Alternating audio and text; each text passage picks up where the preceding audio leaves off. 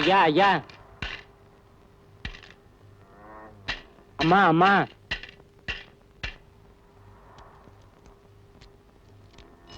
ஐயா ஐயா, ஐ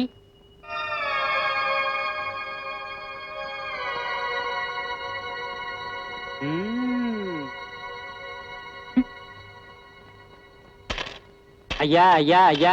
யோ, லயன்ல எல்லாரையும் கேட்டு வந்தில்ல, அவரை விட்டுட்ட? அவர் நிலைமை என்னை விட ரொம்ப மோசம். அவருக்கு 2 அண்ணன், 2 பேருக்குமே கல்யாணம் ஆயிடுச்சு.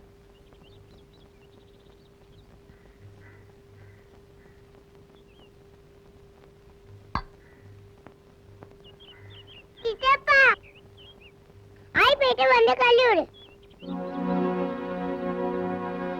என்ன விட்டுல இன்னைக்கு ஒரே தனியா போகுது. வா சீக்கிரம் வந்து கல்லூரி.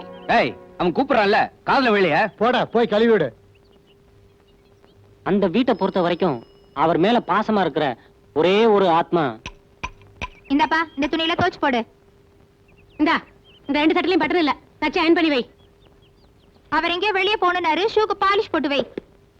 தையக்காரன்ட்ட துணி கொடுத்தனுப்பேன்னு சொல்லியிருந்தேன். இந்த ஜாக்கெட்டையும் அளவு ஜாக்கெட்டையும் கொடுத்துட்டு வந்துரு. ஏண்டி கழுதுங்களா, அவன் இந்த வீட்டு வேலைக்காரன் நினைச்சுங்களா?